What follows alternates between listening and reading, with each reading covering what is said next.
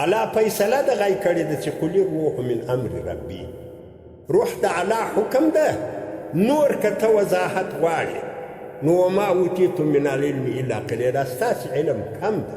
ته د دغه علم په مقتضا په روح نه پوهېږې چې هر څوم ډېر سبق ویلی، هر څو لوی لوی ملایان یاست، مګر د روح په حقیقت نه پوهېږې. فلاسفه یونان، د یونان حکما جالینوس و، افلاطون و، ارسطو و، فلان و فلان، دا بلاوې تېر سوي دي. د یونان حکما، یونان داسې مځکه ده خلک وایي شپانه یې دی و لکه زموږ ملایان. دغه خبرې به زده وي.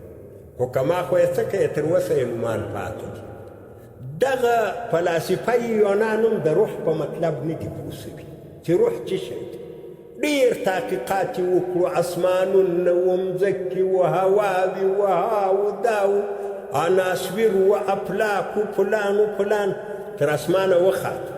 د اسمانو نظریه یې پیش کړه چې دی اسمانونه دي، دی ستوري دي، داسې اسمان، هر اسمان پنځه خوره ده، دی یوې پلانی بولي، یوې پلانی بولي.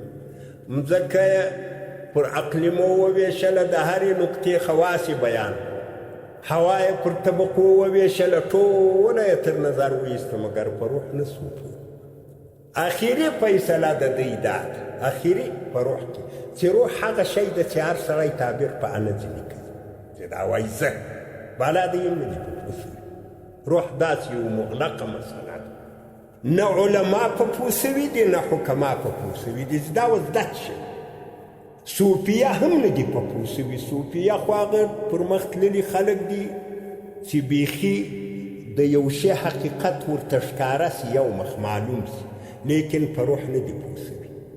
صرف دونه پوه دي چې دا یو الهي لطیفه ده، رباني تعلق ده له انسان سره، نور نه دي پوه سوي.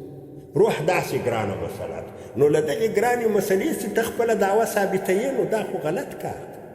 الله جل جلاله د دې جواب کوي چې روح لفظ چې دا په قرآن کریم کې دا متشابه ده، پوشیده شی ده، چاته معلوم نه ده.